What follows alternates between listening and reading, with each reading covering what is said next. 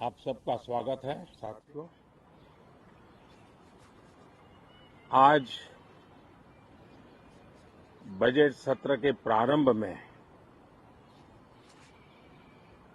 मैं समृद्धि की देवी मां लक्ष्मी को प्रणाम करता हूं।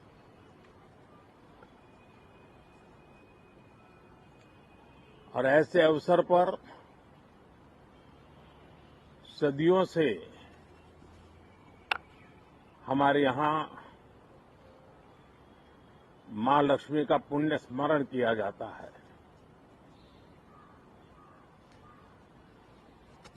सिद्धि बुद्धि प्रदे देवी, सिद्धि बुद्धि प्रदे देवी, भुक्ति मुक्ति प्रदायिनी, भुक्ति मुक्ति प्रदायिनी, मंत्र मूर्ते सदा देवी, मंत्र मूर्ते सदा देवी, महालक्ष्मी नमोस्तुते, महालक्ष्मी नमोस्तुते।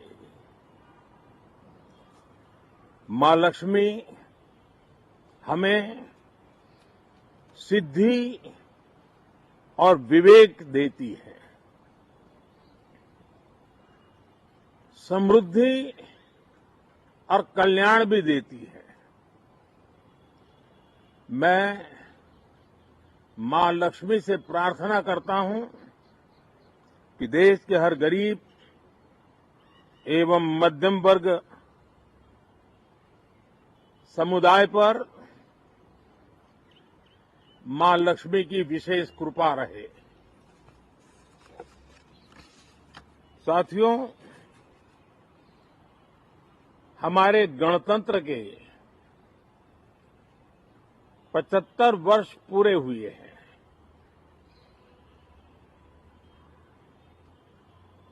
और ये हर देशवासी के लिए सर्वाधिक गौरवपूर्ण है और विश्व के लोकतांत्रिक जगत के लिए भी भारत का ये सामर्थ्य अपनी एक विशेष स्थान बनाता है। साथियों, ये देश की जनता ने मुझे तीसरी बार ये दायित्व दिया है और इस तीसरे कार्यकाल का ये पहला पूर्ण बजट है।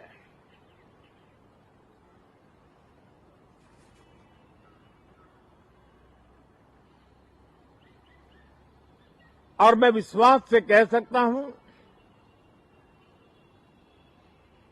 कि 2047 जब आजादी के 100 साल होंगे, विकसित भारत का जो संकल्प देश ने लिया है, यह बजट सत्र, ये बजट एक नया विश्वास पैदा करेगा, नई ऊर्जा देगा कि देश जब आजादी के 100 साल मनाएगा तब विकसित होकर रहेगा। 140 करोड़ देशवासी अपने सामूहिक प्रयास से इस संकल्प को परिपूर्ण करेंगे। तीसरे टर्म में हम मिशन मोड में देश को सर्वांगीण विकास की दिशा में, चाहे वो भौगोलिक रूप से हो, सामाजिक रूप से हो या आर्थिक भिन्न भिन्न स्तर के संदर्भ में हो, हम सर्वांगीण विकास के संकल्प को लेकर के मिशन मोड में आगे बढ़ते जा रहे हैं। इनोवेशन, इंक्लूजन और इन्वेस्टमेंट, ये लगातार हमारे आर्थिक गतिविधि के रोड मैप का आधार रहा है। इस सत्र में हमेशा की तरह कई ऐतिहासिक बिल पर सदन को चर्चा होगी और व्यापक मंथन के साथ वो राष्ट्र की ताकत बढ़ाने का काम करने वाला कानून बनेंगे। विशेषकर नारी शक्ति के गौरव को पुनः प्रस्तावित करना, पंथ संप्रदाय के भेद से मुक्त होकर के हर नारी को सम्मानपूर्ण जीवन मिले, उसको भी समान अधिकार मिले, उस दिशा में इस सत्र में कई महत्वपूर्ण निर्णय लिए जाएंगे। Reform, perform and transform. जब विकास की तेज गति को प्राप्त करना होता है तो सबसे ज्यादा बल रिफॉर्म पर रहता है। राज्य और केंद्र सरकार ने मिलकर के परफॉर्म करना होता है और जन भागीदारी से हम ट्रांसफॉर्मेशन देख सकते हैं। हमारा युवा देश है,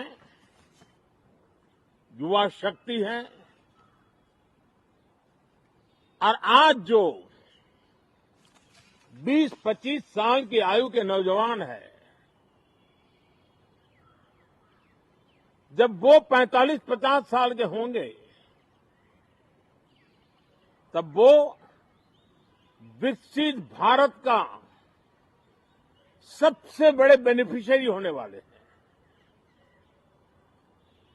उम्र के उस पड़ाव पे होंगे, नीति निर्धारण की व्यवस्थाओं में उस जगह पे बैठे होंगे कि वे गर्व के साथ आजादी के बाद जो शताब्दी शुरू होगी, एक विकसित भारत के साथ आगे बढ़ेंगे। और इसलिए ये विकसित भारत के संकल्प की पूर्ति का प्रयास, ये अथाग मेहनत आज जो हमारे टीनेजर्स हैं, हमारी युवा पीढ़ी है, उनके लिए ये एक बहुत बड़ा तोहफा बनने वाली है। जो लोग 1930 में, 42 में आजादी के जंग में जुट गए थे, पूरी देश की युवा पीढ़ी खप गई थी आजादी के जंग में, और उसके फल 25 साल के बाद जो पीढ़ी आई उसको नसीब हुए। उस जंग में जो नौजवान थे उनको नसीब हुए। आजादी के पूर्व के वो 25 साल आजादी के जश्न मनाने का अवसर बना। वैसे ही ये 25 वर्ष समृद्ध भारत, विकसित भारत, ये संकल्प से सिद्धि और सिद्धि से शिखर तक पहुंचने का देशवासियों का इरादा। और इसलिए बजट सत्र में सभी सांसद विकसित भारत को मजबूती देने के लिए अपना योगदान देंगे। विशेष करके जो युवा सांसद है उनके लिए तो सुनहरा अवसर है क्योंकि वो आज सदन में जितनी जागरूकता, जितनी भागीदारी बढ़ाएंगे और विकसित भारत के जो फल है वो तो उनकी नजर के सामने देखने को मिलने वाले हैं। और इसलिए युवा सांसदों के लिए एक अनमोल अवसर है।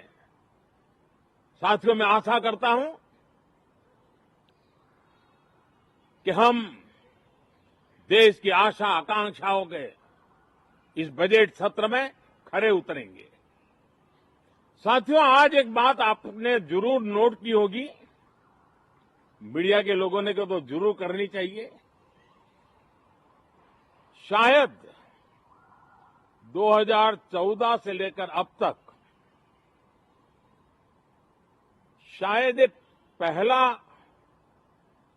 पार्लियामेंट का सत्र है कि जिसके एक दो दिन पहले कोई विदेशी चिंगारी नहीं प्रगटी है।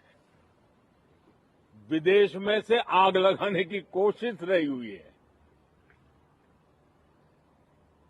10 साल से 14 से देख रहा हूं, हर सत्र के पहले शरारत करने के लिए लोग तैयार बैठते थे और यहां उसको हवा देने वालों की कोई कमी नहीं है। ये पहला सत्र मैं पिछले 10 साल के बाद देख रहा हूं कि जिसमें किसी भी विदेशी कोने से कोई चिंगारी नहीं हुई। साथियों, बहुत बहुत धन्यवाद।